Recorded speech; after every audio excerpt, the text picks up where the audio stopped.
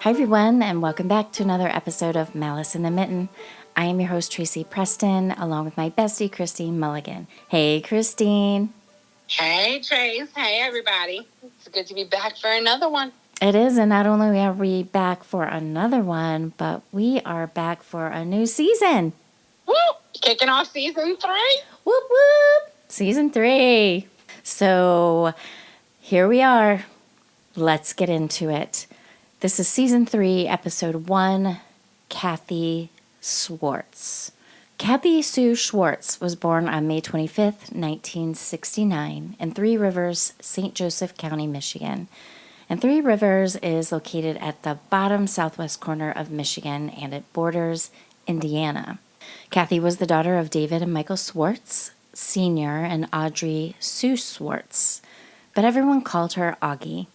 She was raised on a 2-acre farm in the small nearby community of Mendon, Michigan, which is a tiny village which is wedged between cornfields on the bend of the St. Joseph River. Cathy was in Girl Scouts and participated in the 4-H program, and she had her very own pony at just 8 years old. She attended Mendon High School in 1987. Her family moved to Three Rivers just before her senior year of high school in 1987. Her senior class was so small that it barely filled 2 pages of the yearbook. David, her father, ran the pro shop at the local bowling alley. Cathy and her mother, Augie, both bowled together in a league. She was employed at a grocery store and at Burger King, and she was known to be a tomboy and enjoyed hunting with her father. Cathy was also an exceptionally gifted artist. She dropped out of high school her senior year as she became pregnant, and in March of 1988, the age of 18, she gave birth to a beautiful baby girl, which she named Courtney. She loved this baby girl completely and was an amazing, attentive mother.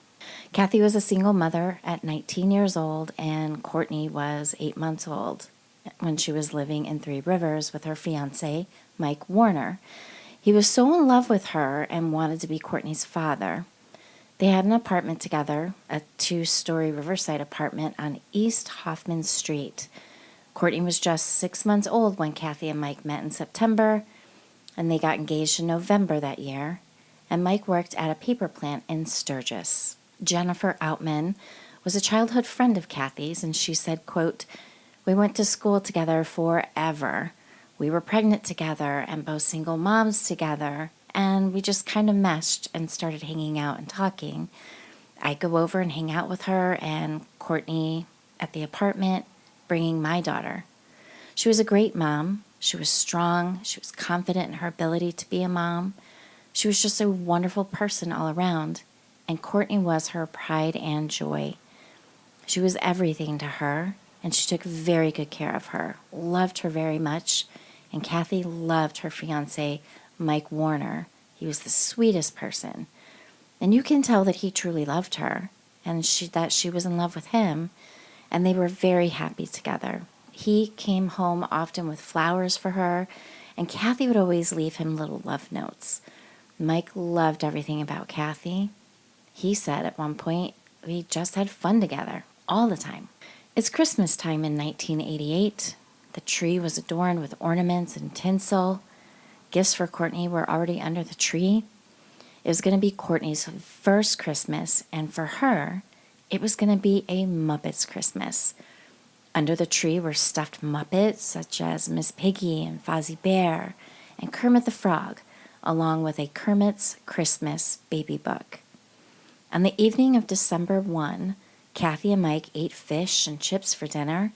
They played a couple of board games such as Clue and Sorry before going to bed at midnight. Shortly after going to bed, they were woken up by 4 friends banging on the door at 12:30 in the morning, but Mike opened the upstairs bedroom window and told them all to go home. The next morning, Cathy gave Mike a kiss goodbye, still in her pajamas, when he left for work at 5:25 a.m. on December 2nd. When his shift was over, Mike arrived home at 3:30 in the afternoon. He put his key into the lock to open the front door, but to him, it didn't feel right. It didn't feel like the door was locked when he turned the key. Mike expected to find Cathy watching her favorite soap opera, Guiding Light, when he walked in. But that's not what he saw. He saw blood in the foyer. Initially, he didn't think much of it, thinking, maybe Cathy cut herself. But then he saw more blood. It was everywhere. It was smeared on the walls going up the stairs. He also saw a bloody handprint on the wall. Once upstairs, he looked to the right toward the baby's room and saw Courtney standing in her crib, not making a sound. He looked to his left and saw Cathy in her bedroom, in the doorway, on the floor. There was blood covering her face and her pajamas, and those were pulled almost completely off. He screamed her name, then ran to the neighbor and had them call the police. He ran back to the apartment to get Courtney and get the heck out of there. He knew Cathy was dead. Three Rivers Police Detective Kenny Baker was among the first to arrive on scene. He would later tell cold case detectives that he believed somebody had moved her body. Quote, "She was turned 180 degrees. She was pulled out to the doorway so she could look at the baby in the crib." One police report suggested that the killer had changed the station on her radio to easy listening, and this was not something that Cathy would listen to. Perhaps this was done to console baby Courtney while her dead mother looked at her covered in blood. Yeah, what in the actual fuck? That's insane. What? So, so the baby was just standing there completely quiet. The baby was probably in shock. And what kind of a monster would let the crying baby see their mother covered in blood? Yeah, dragged her to the doorway. Okay, and I'm immediately thinking about the baby's father. Okay, all right. Already I'm getting ahead of myself. I'm floored at this fucking monster. Yeah, total monster. Sick. Why would you want to traumatize a child? Especially, I've already got a gut feeling, your own kid. Ugh. Yep. Oh, my God. Yep. Okay. All right. So when Mike was interviewed by police, he said, quote, "The blood was smeared all over the walls. Everywhere. I mean, it was like painted on. That bad. Yeah." He also stated that he was afraid that somebody was still in there when he had entered and saw the blood. Courtney had been standing in her crib, unharmed, barely old enough to stand on her own. She was no longer in pajamas. She was dressed in pants, a shirt, and one Cabbage Patch sock on, and the other foot was bare. Her disposable diaper was only slightly damp, and the police surmised perhaps the killer had taken care of the baby and even changed her diaper. And that makes me so angry. Later that day, Swartz's best friend was home with her own daughter when the Three Rivers police picked her up and drove her to the station. Quote, "I kept asking, is this about Cathy? Because that day I knew something was wrong. I knew it in my heart. I knew something was wrong because we talked every day, multiple times a day on the phone. And I kept calling, and there was no answer.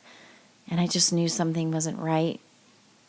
I was terrified of how that could happen and who it could have been.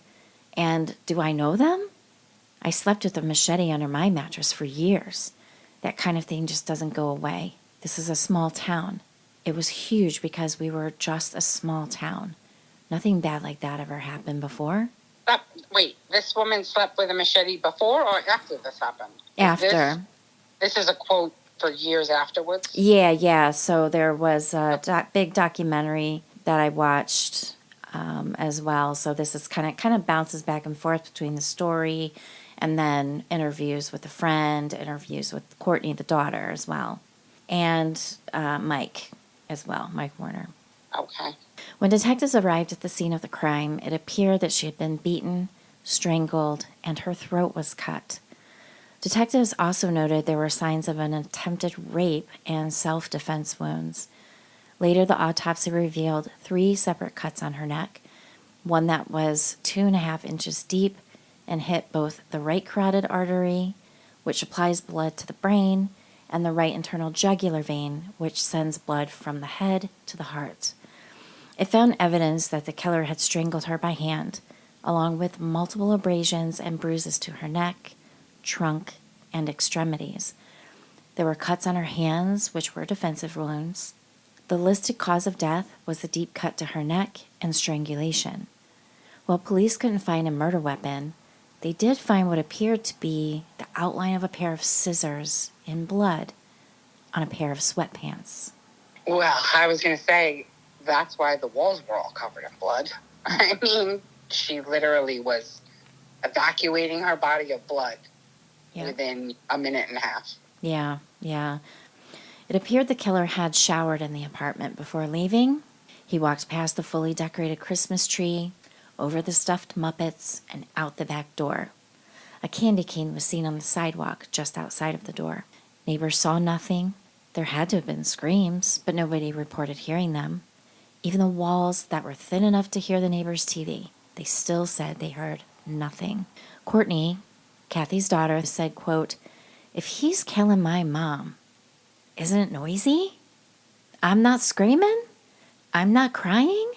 Nobody hears me. Nobody heard the ruckus that was going on in the apartment."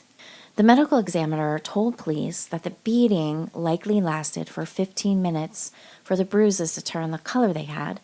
Her time of death was determined to be shortly after noon on December 2nd. There were no signs of forced entry at the apartment, so they figured she possibly knew her attacker. One of the first responders at the scene, Mike Mahoney, said, quote, "Any adjective that you could think of as far as describing a brutal, violent scene was there." Mahoney is now a detective sergeant with the Three Rivers Police Department. The scene was bloody, but police believed that it wasn't all Cathy's blood. There were reasons to believe Cathy's killer was injured in the attack as well. Police believe that Cathy's killer cleaned up, changed his clothes, because they found a bare, bloody footprint in the bathroom. The water in the bathtub was still running when investigators recorded the scene on video hours later. The killer left behind a size 9 barefoot print in blood. Like fingers, the toes and the balls of the feet have distinctive prints. Quote, "Having a footprint, not a shoe print, but a bare footprint in blood was unusual," Leninga said. "As a matter of fact, I think that's the only case that I ever was comparing footprints against anything in my career." The crime scene quickly went from grisly to bizarre. The State Police Task Force had been training with a new piece of equipment. It had a handheld device that required special powders that fluoresce.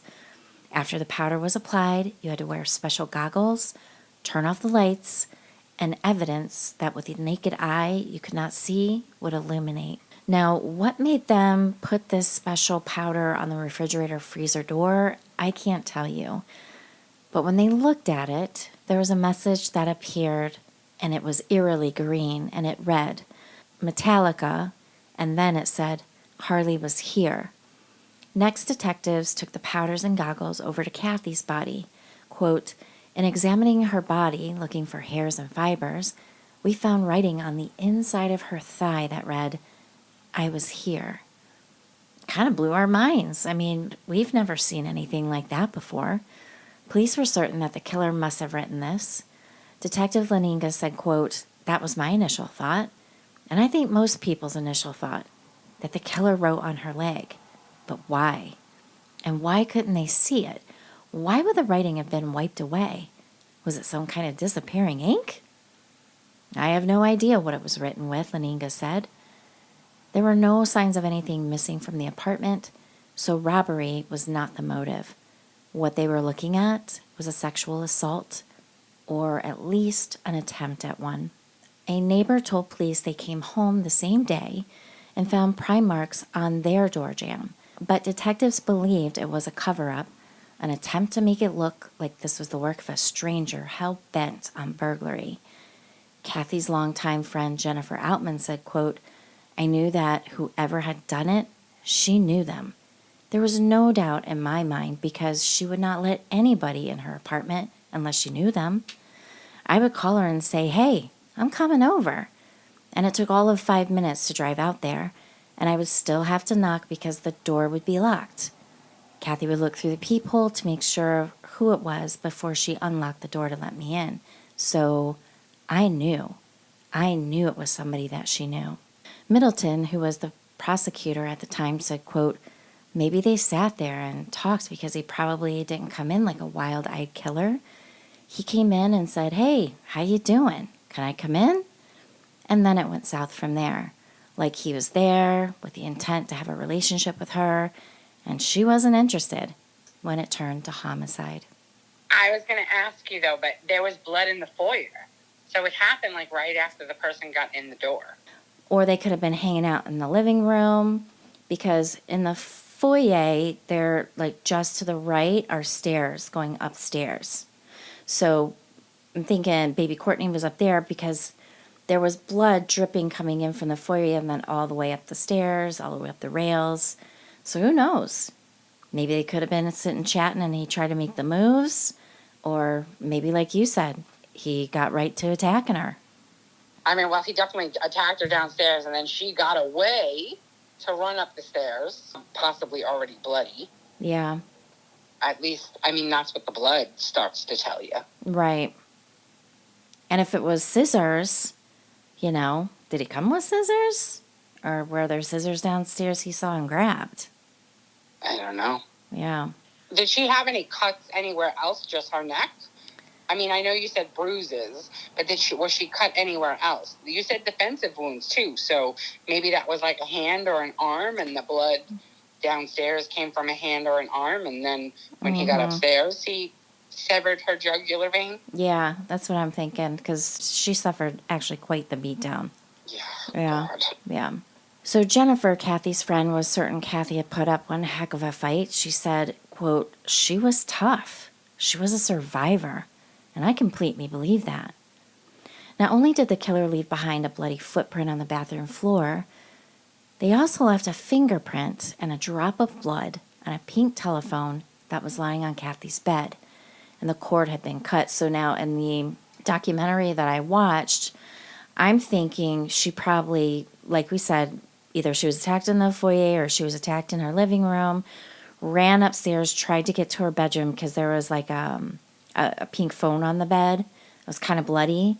And like you could clearly see like he cut the cord, like the curly part of the cord. So maybe she was trying to call for help. Yeah. And then that's when he got her good. Yeah. Yep. A Michigan State Police crime scene technician named Dave Leninger was videotaping the scene at the apartment. He was to find and preserve evidence that could lead them to the killer of Cathy and ultimately to a conviction.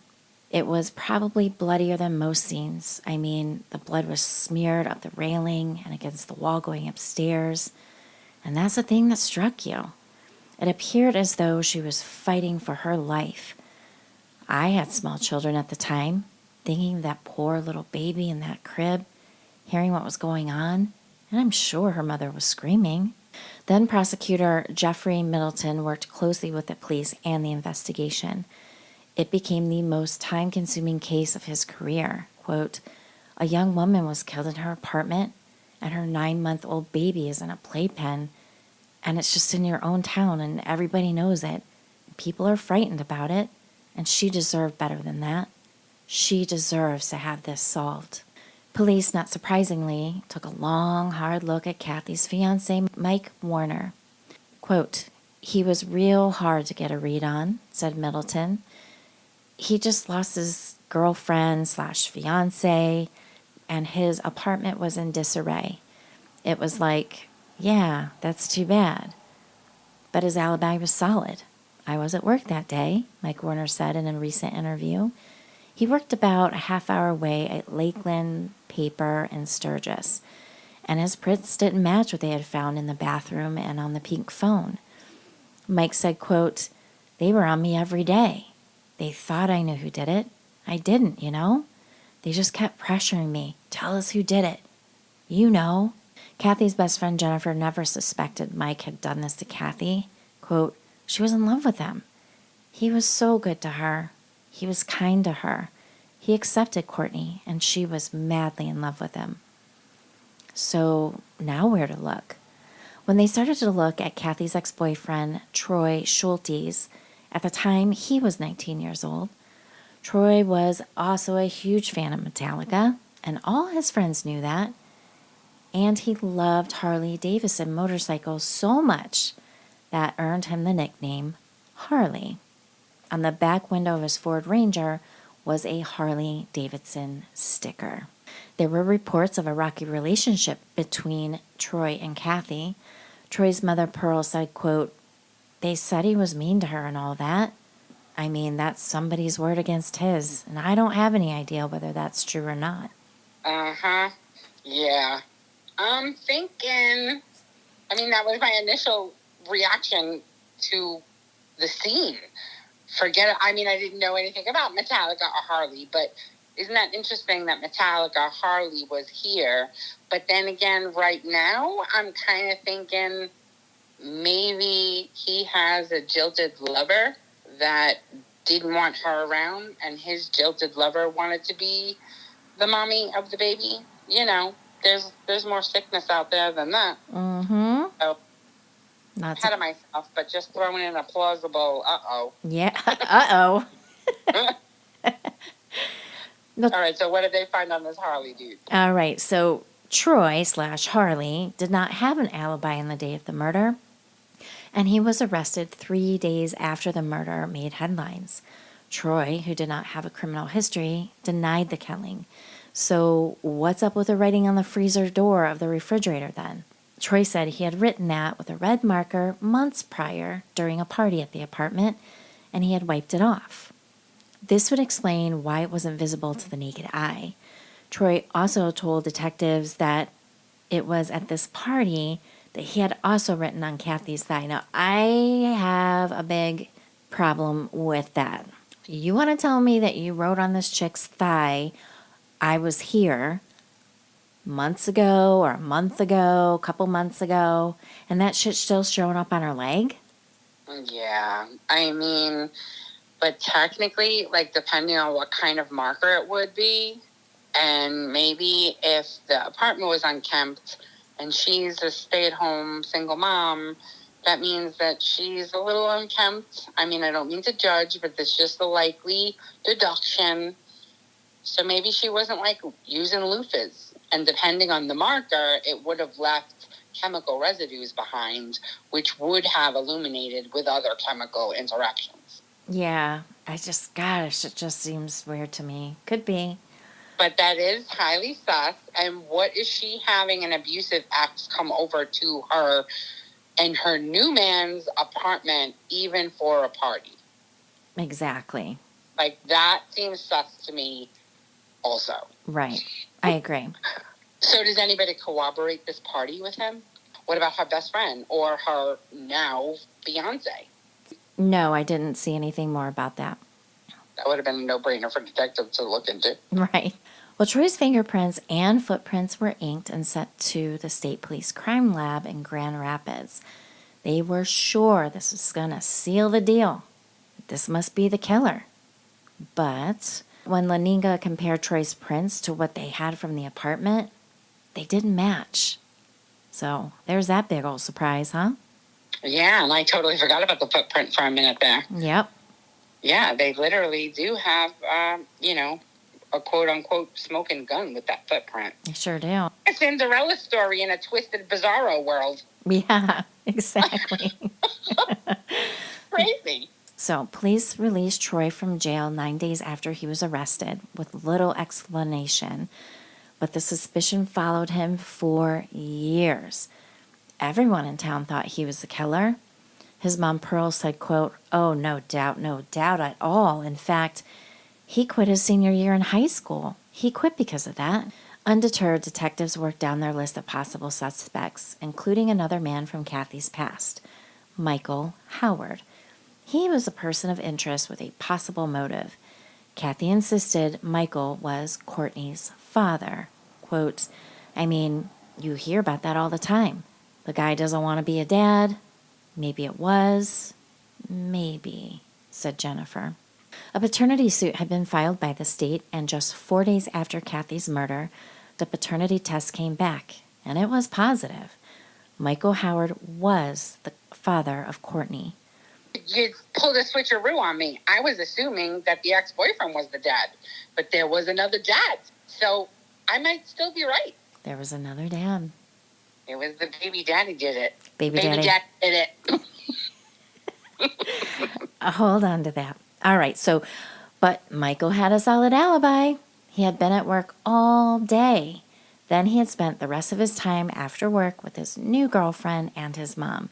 And his prints also did not match. I'm thinking maybe this girl might have been a Jerry Springer possible participant.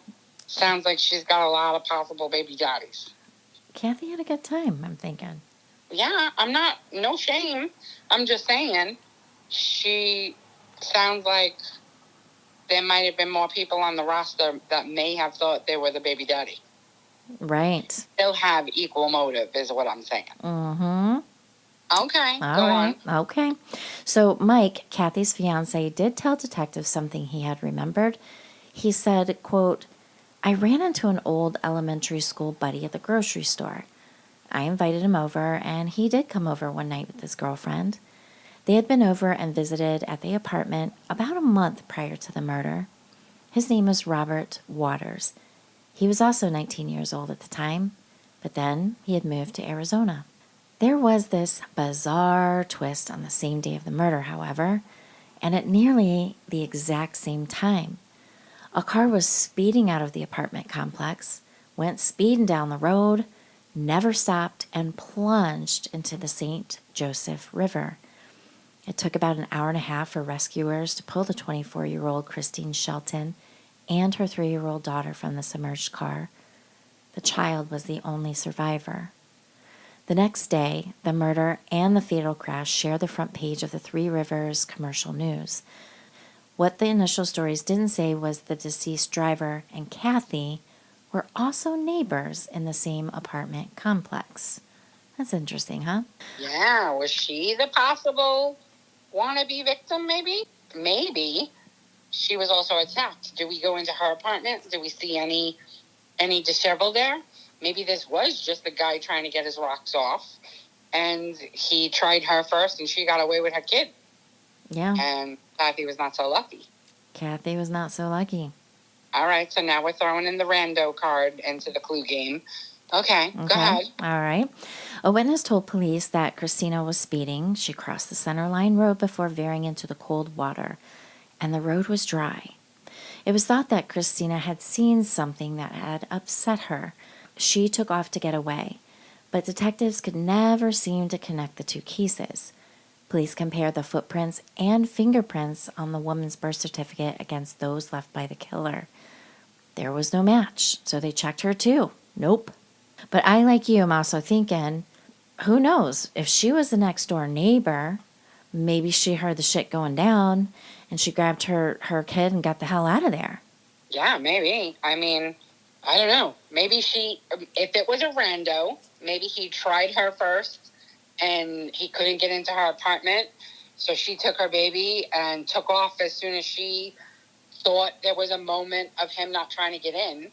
Meanwhile, he had gotten in to Cathy's and was doing the deed while she was taking off. But why would she veer off and go into the water? And you just said that they took her footprint too?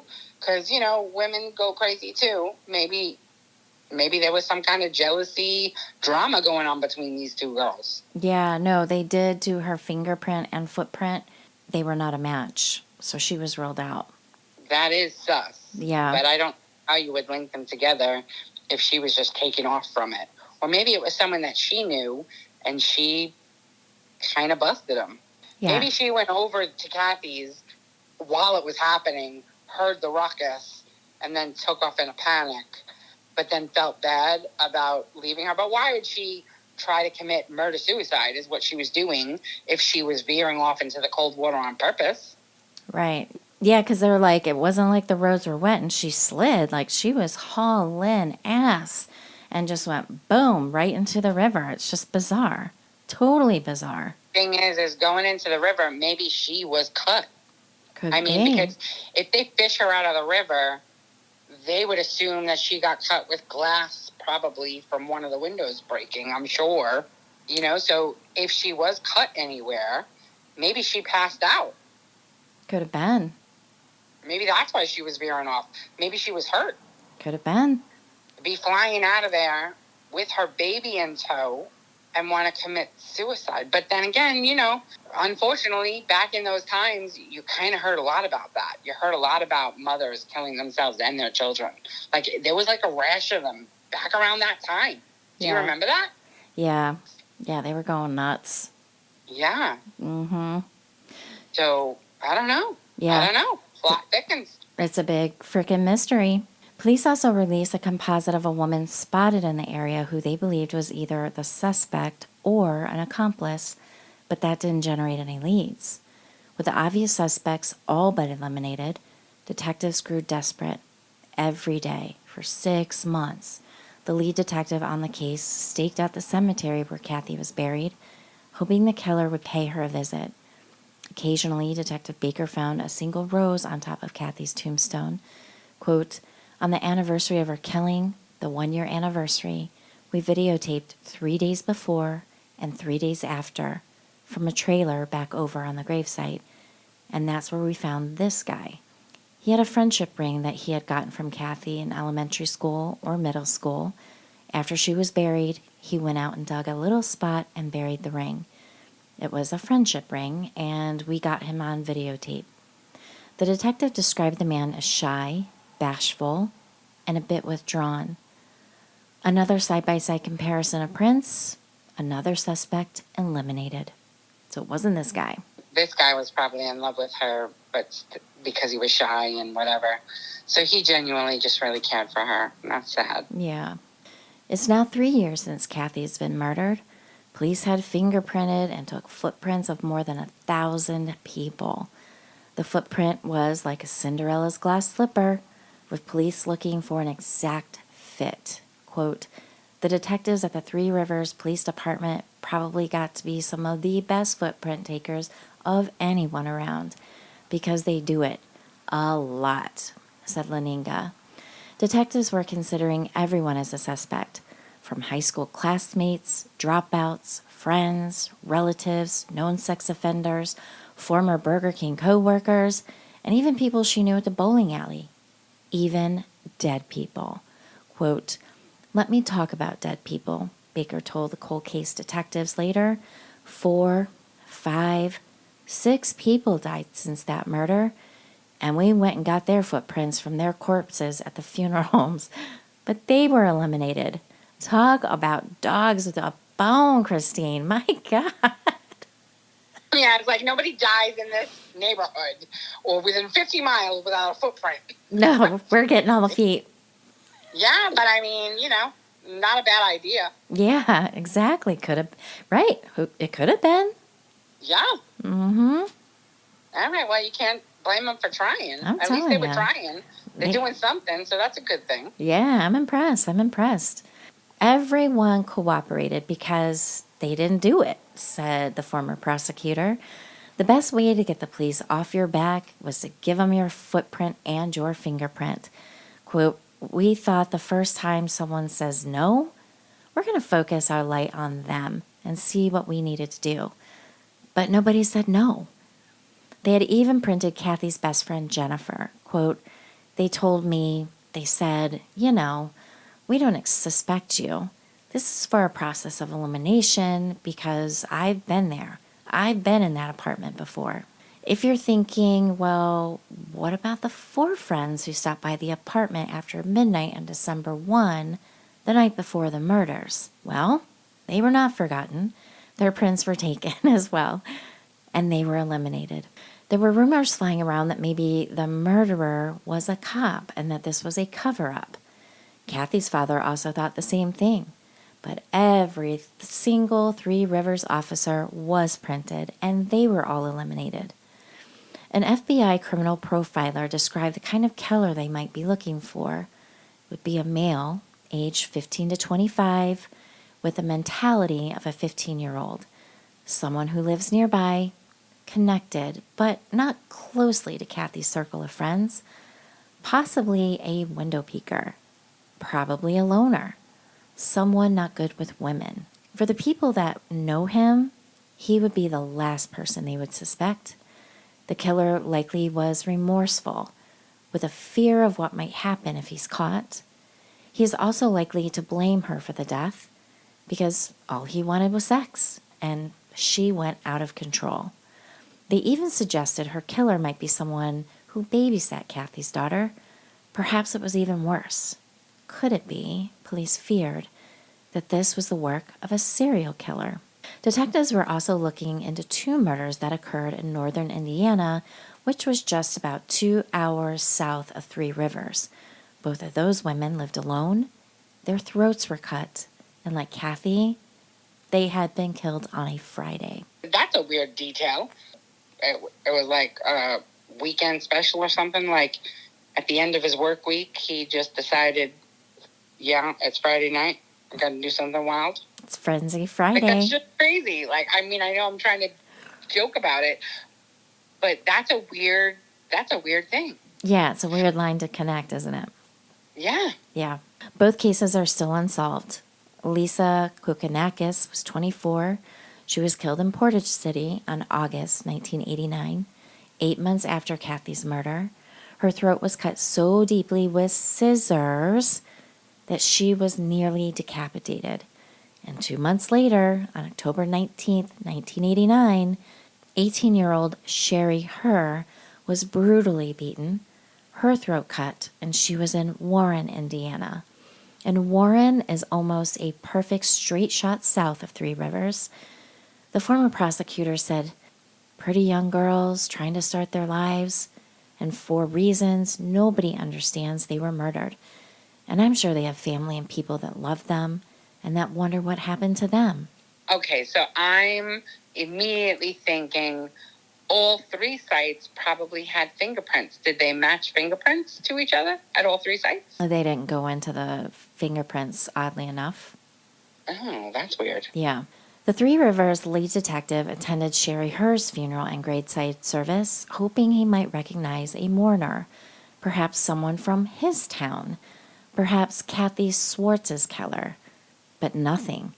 He checked if anyone from Three Rivers had registered at motels in the area. Quote, it was daunting to me how many similar cases there were in the late 80s and early 90s of young women being killed. If you put a pin in and drew a 100-mile radius, there were lots of young women killed in their homes with sharp instruments. It's like, God, this is frightening. We thought, what if this was a truck driver that passed through? Every time we'd see some serial killer of a young woman, the detectives would get their fingerprints. We did not rule out that it could have been a serial killer. On the 5th anniversary of the murder, the prosecutor wrote a letter to the Three Rivers commercial newspaper, reminding readers about the unsolved murder and asking for their leads.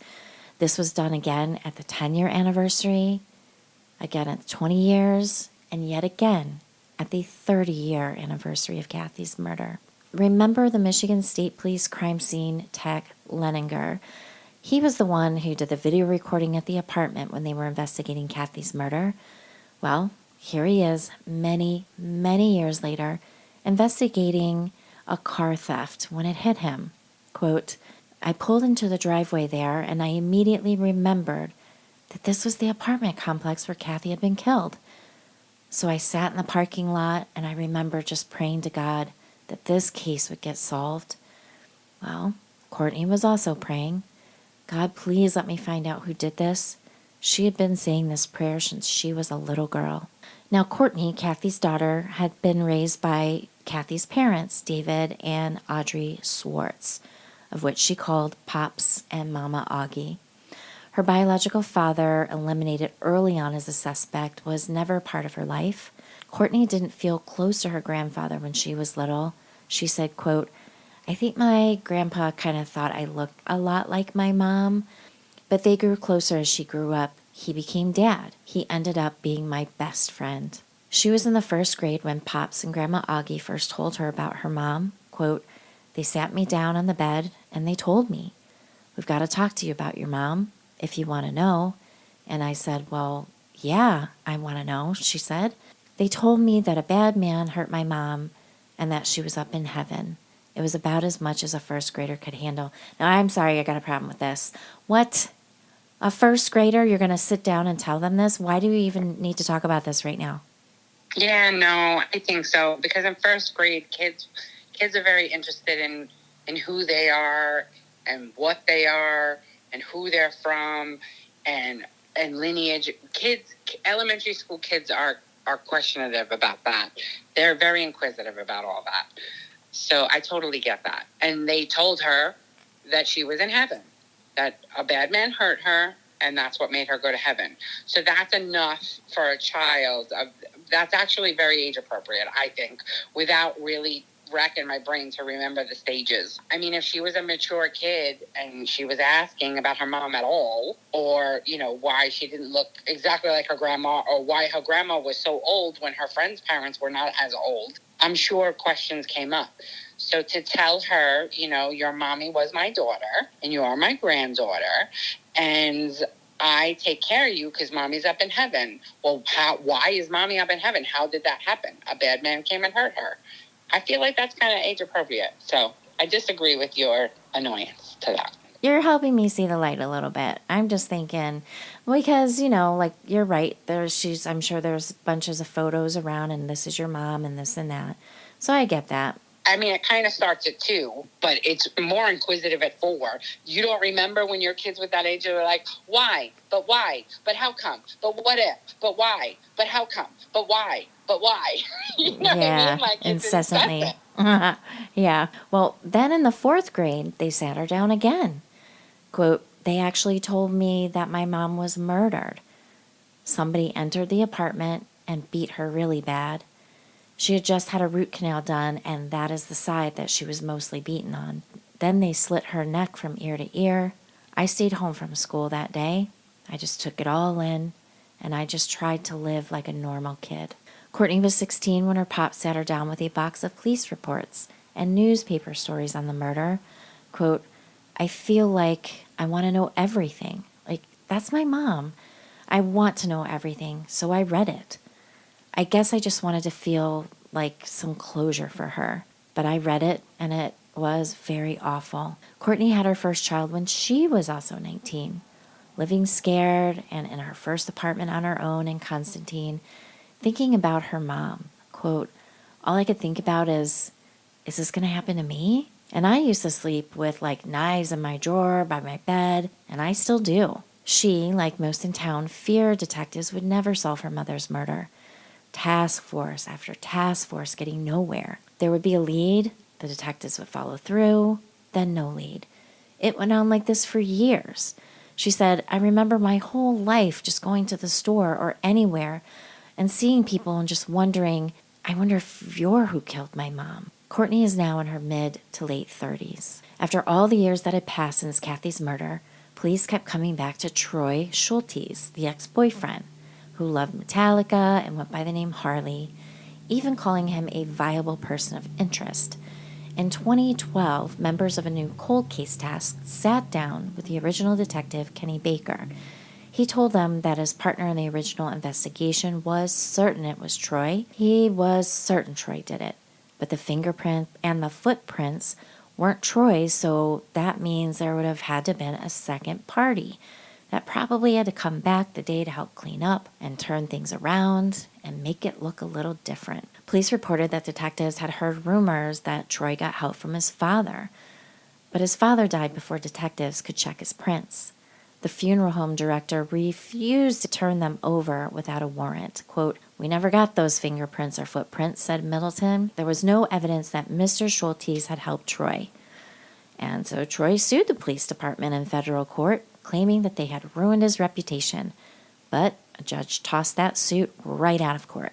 More than 20 years after the murder, and in an interview room at Three Rivers Police Department, a new detective sat down with Baker, the detective who was there from the start. They were spitballing, speculating, testing his memory. The new detective videotaped the interview, and Baker said, quote, my memory's pretty good when it comes to this because I put a lot of time into it. They asked for his theories. There was evidence that had apparently been lost somehow. Some crime, they had crime scene videotapes of interviews, polygraph tests, the bloody shower curtain, video from Cathy's funeral. They had a 35 millimeter camera that they took from Cathy's bedroom. But it's tough to solve a case without all the evidence. Baker recalled a state police detective taking the police reports from the Three Rivers Department. Quote, then one day when he was bringing the records back, they fell out of his truck and they all got mixed up. All the fingerprints, Baker said. But we got them all back together, got them back in the box. And while the new detectives still had that unknown fingerprint left in blood on the phone and that bloody footprint, what about all the other prints taken from the rest of the apartment? Well, those were all gone. If there was a print, I lifted it, Baker told them. So where are all those things at? I don't know. One of the cold case detectives answered, all I know is this. Someplace there is a shit pot full of prints that were taken, and they're all marked where they came from, Baker said. The new detectives also revealed what they saw as new evidence. Quote, what we recently just discovered is, about 6 months ago, there was a blood stain on that same telephone that did not belong to the victim. It didn't belong to Michael, the fiancé. It didn't belong to Troy. And it did not belong to Mike Howard, Courtney's biological father.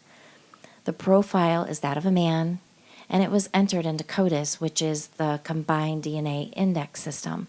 And at this point in time, we do not have a hit on it yet. Please hope that CODIS, the Combined DNA Index System, would match one of the thousands of DNA profiles from known criminals and other crime scenes across the country. Quote, the only issue we have at this point in time is that the fingerprints in AFIS, which is Automated Fingerprint Identification System, and the bloodstain in CODIS have not hooked up. One of the new detectives said, so our fear is that the blood is going to come back to one person. The fingerprints are going to come back to another, or that person has never been arrested or anything else, and his prints have never been in CODIS, or they're dead. That was the thing that was probably the most frustrating for anyone involved in working the case, said Leninger. He was the original crime scene technician. We knew he had the fingerprint and footprint, and later, as DNA developed, DNA. But originally out of the gate, we knew we had the killer's fingerprint and footprint. There's no way detectives thought that this could be a one and done. The killer had to have left his fingerprints or DNA at another crime scene before or after, or would eventually. Quote, I remember looking at the crime scene pictures thinking this isn't the only time this person is going to do this, said Middleton, and he's the former prosecutor. The original detective was certain that the killer was alive. Now you've got DNA, you've got a fingerprint, and you've got a footprint. All you need is a person to match. So here's something that's really cool. Students from Western Michigan University's cold case program organized and scanned the 10,000 pages of documents, which made it easier for new detectives to search through them. The students worked up timelines of the days leading up to the murder. And finally, in May of 2022, the Michigan State Police Crime Lab DNA Director in Grand Rapids, Sergeant Joel Schultz, suggested one last chance to solve the decades-old case. The state police sent a frozen DNA sample of that bloody fingerprint from Cathy's pink phone to a forensics genome sequencing lab known as Othram in suburban Houston, Texas. Quote, the kinds of cases we work are the cases where there is no hope left.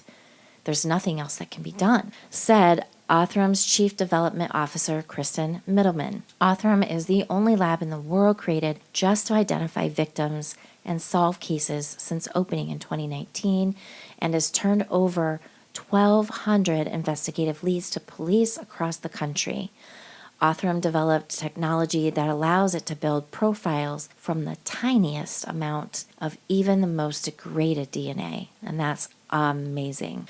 Okay, so we're about to have a break in the case, and it's going to be nobody without we suspected, I'm thinking. We'll see. Well, at least it's going to be somebody that's already been footprinted, so I think the footprint's going to remain anonymous. The standard coded test looks at 20 DNA markers, enough to match with a known suspect or find a close relative. But Othram scientists build DNA profiles based on hundreds of thousands of markers. Quote, it's like if you had a bad camera and you are taking really foggy pictures, we're able to make them more clear by using our method, and you're able to get a lot more markers. Othram enters the detailed DNA profile into public genealogical databases to find distant relatives. If you have a small number of markers, you're only going to get very close relationships. If you have a large number of markers, which is what we have built, then you are getting really distant relatives, like 6th cousins, 5th, 4th cousins, relatives you don't even know. The team narrows the search through birth, marriage, and death records to finish building a family tree. By January 2023, Othram had narrowed it down. Cathy's killer was one of 4 sons of John and Judith Waters, who had raised their family just north of 3 Rivers. Quote, "It's the most incredible feeling in the world to know that you can help bring answers to someone's family that has been waiting for them for so long," said Middleman. But which brother? DNA from the youngest of the Waters sons was already in the system, and it didn't match. 2 other brothers who lived in southwest Michigan agreed to a DNA test. One of those brothers was Sonny Waters. He met with the latest of detectives working on the case, 3 Rivers Sergeant Sam Smallcombe, who mentioned nothing about the newest DNA work, how the list of killers had been narrowed down to him and his brothers. The meeting at the 3 Rivers Police Department was also videotaped. Quote, "Literally, I have a list of 2,000 names from the time period of people that were living in the area, and your names just happens to be on the list for whatever reason. Nobody's ever contacted you?" Smallcombe asked Sonny. Sonny responded, "No. This is the first time I've ever heard from anyone." Sonny Waters also said that his brother Robert left 3 Rivers and moved to South Carolina. Quote, "He got in a little trouble here at home. They put him in juvenile home for a little while, but he did his time there, done good, and got out and married a really nice lady. And she said to him, 'I'm getting you out of this state. You're not going to hang around here because it's not good for you.'" It's not clear what trouble he got into. His juvenile records were not available because, right, I'm sure that they make them so, I don't know, they expunge them or just lock them up for good. Juvenile records are always sealed, or usually, unless they're really egregious. Right. Those weren't available. So Sonny continued to say that his brother had started his own plumbing business down there, and he's been doing it ever since.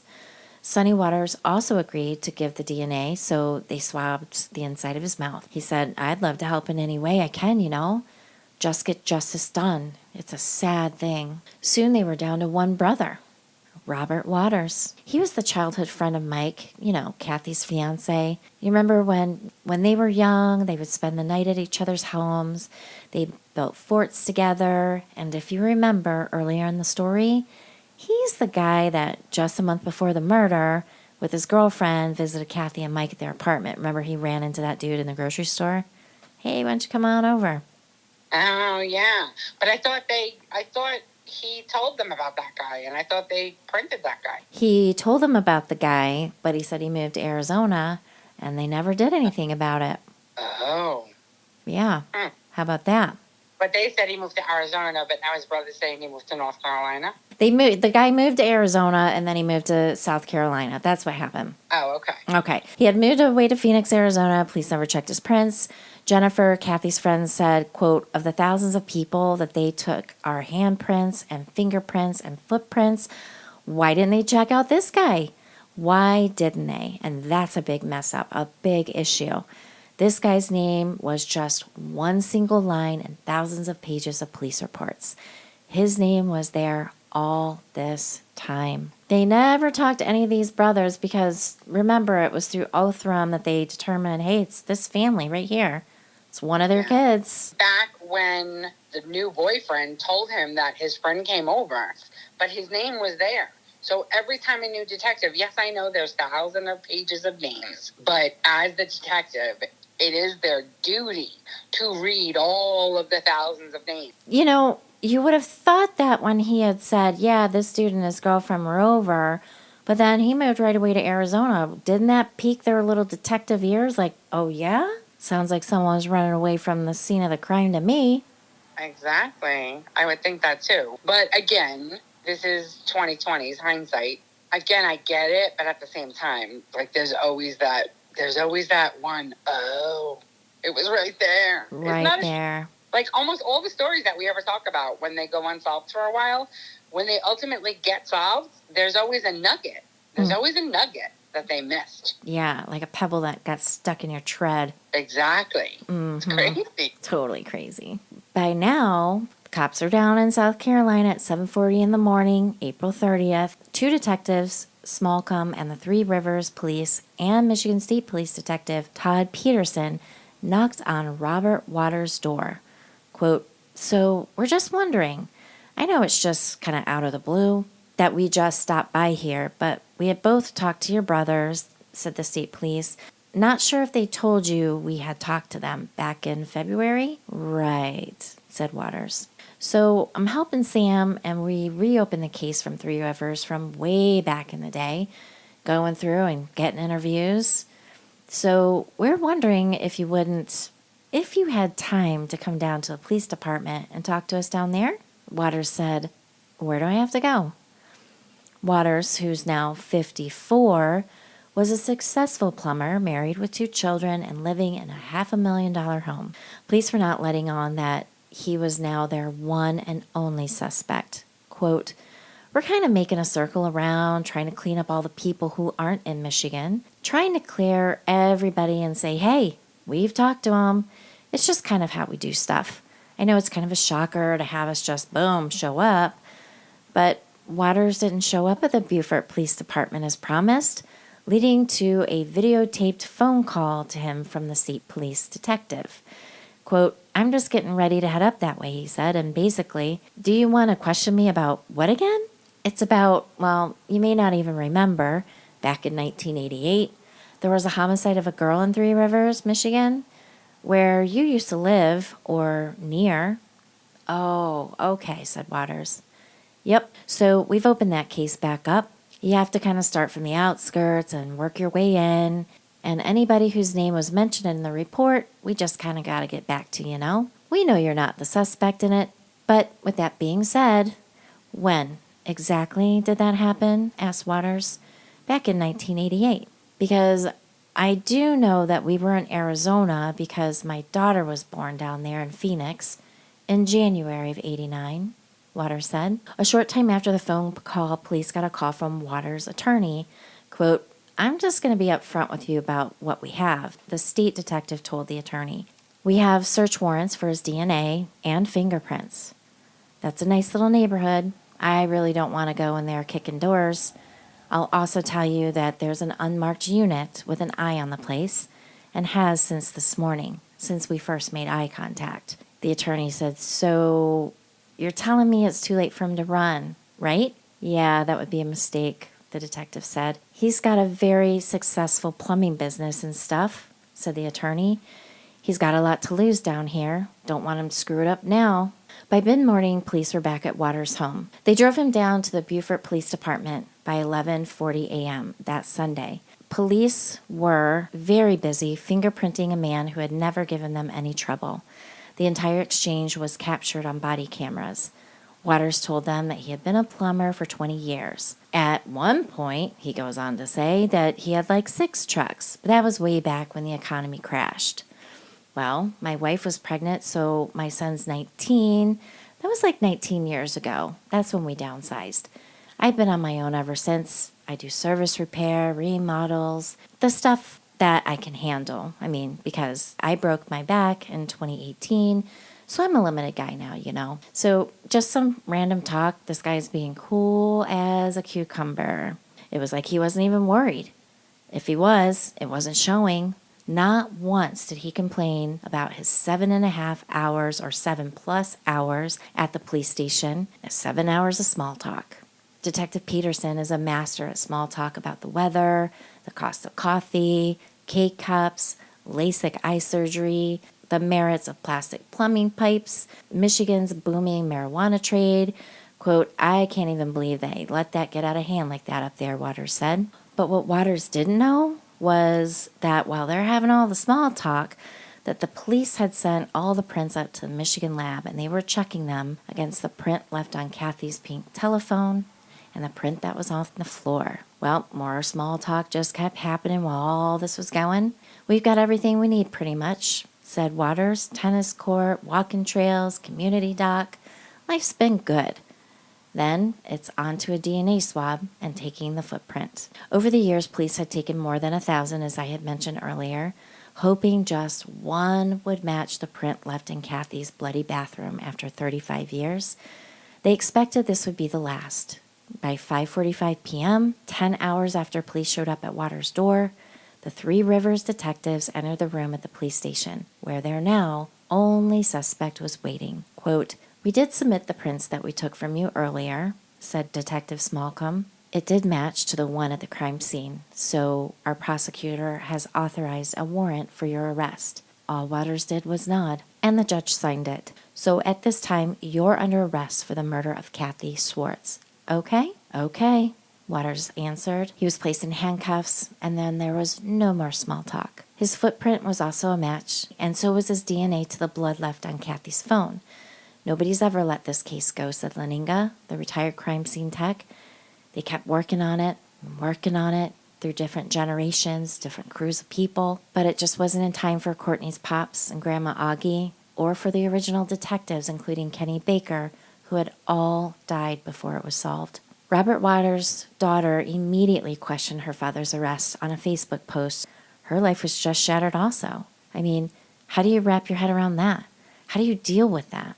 You would have to be hoping there was some mistake or whatever. This can't be my dad, but the DNA and the footprints don't lie. She was in denial that it was her dad. She had no clue. She probably never saw a mean side of him. I get it. I feel bad for his family. I really do. They're absolutely victims, absolutely. And that's the thing. He murdered Cathy, and how it affected so many people. Yeah, I mean, ripple effects. One action causes 100 reactions. Yeah. Crazy. Yeah. Police had called Courtney on April 29th to tell her that they had reopened the case.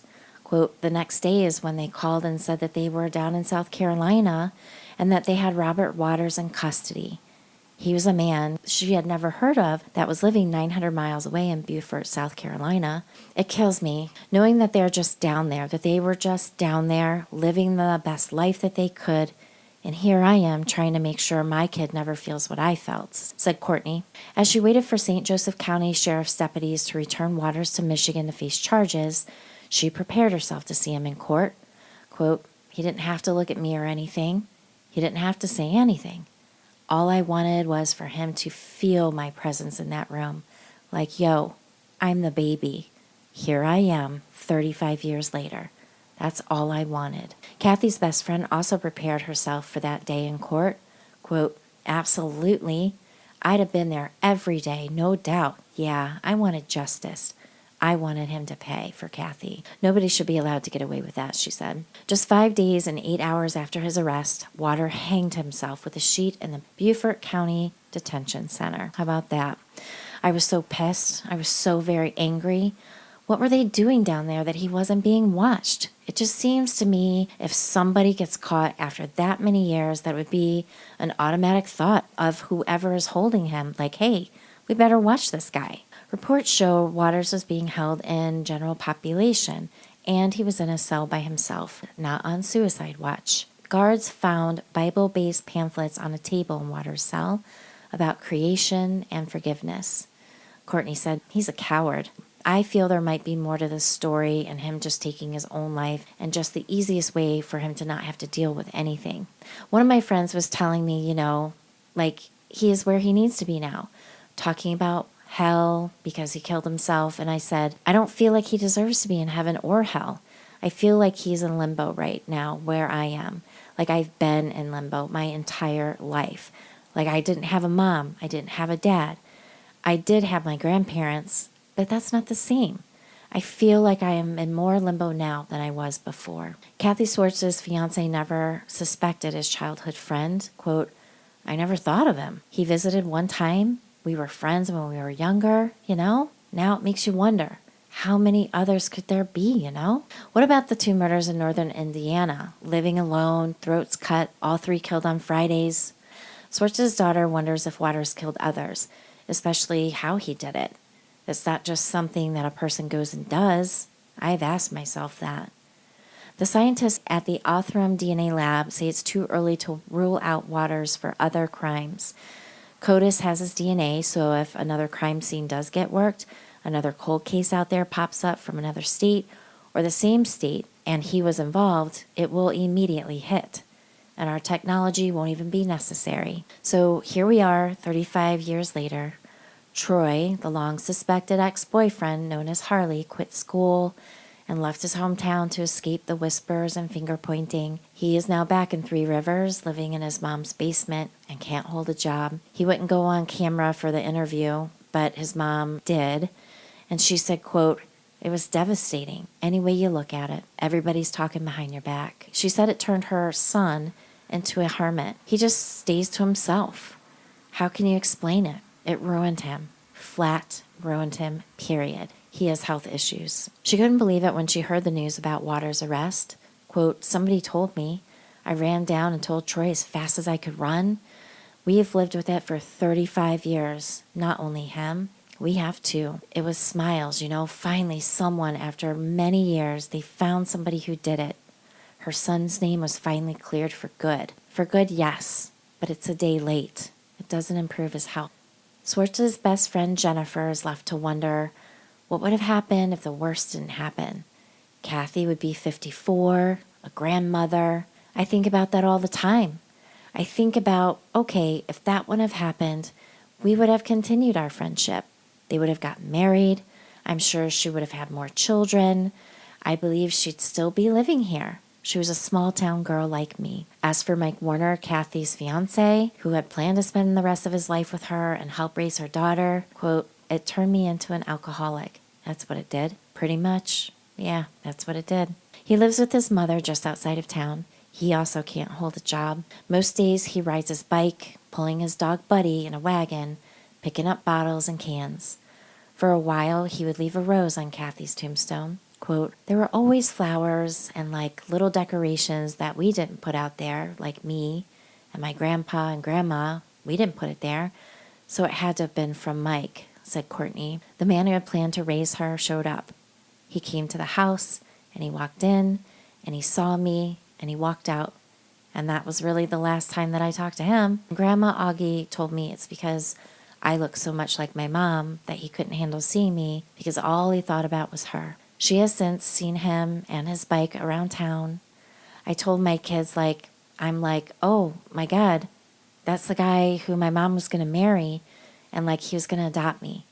And it just didn't happen that way, she said. Yeah, Mike agreed. It just didn't work out that way, I guess. So isn't that sad? So it totally ruined all these lives.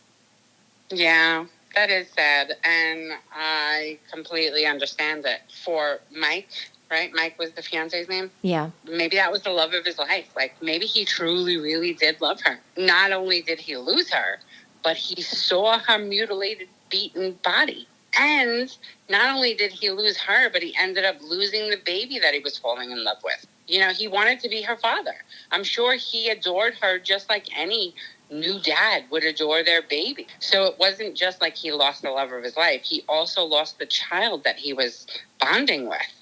Yeah. That really is devastating on so many levels. And think about it. He was 19 years old. Completely devastatingly traumatizing. Yeah. And the guy that he's now a hermit because he was, he was paraded through the streets for all intents purposes to be a murderer. Yeah. I mean, so if you are an innocent person and everyone around you is constantly screaming at you that you're a filthy monster murderer, I mean, that's not good for the mental health. No, not at all. I mean, court of public opinion, man, got him good. Yeah. Got him good. His whole life was wasted as well. Yeah, it's a shame. Yeah. That's one action, 100 reactions. It's crazy. He goes and lives a grand old life. But I can't help but wonder that there's got to be other things out there. And I also can't help but wonder that his wife, ex-wife, girlfriend at the time that the murder happened, whatever you want to call her, she knew something. She knew something. She had to have. You don't just up and move across the country to Arizona and then end up in South Carolina, and all this time you stay out of Michigan, even though your families are both in Michigan. Mm-hmm. That's sus in and of itself. Yeah. She had to know something. It's not like she was a wife of the 50s where she didn't get told anything. She was a wife in the 80s and 90s and 2000s. Right. You know what I mean? Like, hello, I hope there's not that many women out there that no questions asked about what we're doing and where we're moving and why we're moving so quickly. And it's like, if she did know, girl, I'd be sleeping with one eye open. Yeah, yeah. That's crazy. The fact that he committed suicide so quickly after in jail, like, yes, of course, I guess, you know, if it was just the one, but he acted very nonchalant and he was hoping on a wig and a prayer that they wouldn't have anything to peg him with it. Like, they pegged the crime on him. I think all the small talk, he was just bantering, hoping that they wouldn't have anything. But once they did, I understand that one and done would have been enough. I mean, I would have never done it in the first place, but I probably would have blown my brains out also. I mean, he didn't have a gun. He was in prison, so hanging yourself is the next best thing. That does lead me to be more suspicious that there were going to be more. Right. So either there were more or it could have been a one and done. Because I don't know, maybe there were more, because I watched the documentary on all of this, and he was cool as a cucumber. He was relaxed. He didn't get like all red in the face. He wasn't jittery. Yeah, so that's definitely sociopathic. Yeah. That's sociopathic behavior in and of itself, because he knew he had done it, and he knew exactly what they were talking about, and he hemmed and hawed, and he even lawyered up to try and not have to come in. Yeah. Do you know what I mean? And then he came in and figured, fuck it, I'm just going to act like nothing's wrong. That in and of itself points that he's a sociopath. Yep. He was in such a frenzy to get out of there. He didn't pay attention to the footprint, the fingerprint. Now, even if you took the fingerprint and the footprint away, there still was blood on the scene. So sooner or later, they were going to get him. Footprint, fingerprint, or not. Yeah. You know what? I don't know why this crazy thought just came into my head, but for some reason, I just had a thought about him telling his wife and his daughter, especially his daughter, to never do any of that heritage DNA stuff. Oh, the 23andMe, or yeah. Yeah. I bet you he was a big proponent against that stuff. Well, was that even a big thing back then? Well, I guess in the 90s. No, it wasn't a big thing back then. But I'm sure. Oh, 30 years later. I mean, this is 2023. You're telling me that he got arrested. You're right. Anybody in today's age knows that they can take DNA from the 50s, let alone the 80s, and they can track you with the DNA things that everybody's, doing for either the 23andMe or the Ancestry DNA. I mean, I hope they're kidding, but I've had friends that say, oh, yeah, I'll never do that because I don't want to know about anybody doing murders in my family. Like, I've heard people say that before. Yeah, me too. Which I do always make fun of them. Like, oh, yeah? What do you got to tell us? Yeah, what you hiding? What you do, you dirty bitch? What you do? Why do you feel that way? Yeah. So I'm sure he was one of those people that were like, oh, don't do that. That's, Big Sam watching us or whatever. Right. That's them trying to keep tabs on us. Yeah. I totally picture him as that dude. Oh, absolutely. Absolutely. I'm glad he finally got caught. I'm sad it took so long. I'm sad for Cathy's daughter. I'm sad for Troy. I'm sad for Mike. It's just a real fucker nest. Okay. And the one bright spot, though, that we can say is I'm one of those cuckoo birds that think maybe all the spirits on the other side were helping them out a little bit this time. Maybe it took for Poppy and, Nana Augie, I forget, or Yep. Mama Augie. Mm-hmm. Maybe it took for them to get to the other side, and before they went to their final destination, their spirits were like, okay, look here. You know what I mean? Yeah, and they were working with Detective Baker, too. So it was a trio working to get this dude. That could very well be. Exactly. Yeah, I forgot about the detective died, too. He was probably so hung up on it that, he couldn't rest to his final place until he solved it. Yeah, he's like, listen, You know. Papa and Mama Augie, we're going to get him. No doubt. Yeah. So I want to say a big thank you because this story was researched and written by Angela Sinclair. This is story number 1 from Miss Angela. So thank you so much, Angela. This is a great story. Hey, Angela, good job. Yeah, it was a big one. It was a big one. So thank you, everyone. Thank you so much for listening. Have a great week, and we look forward to seeing you back for Round Robin on Wednesday. Thanks, everyone. Bye. Bye.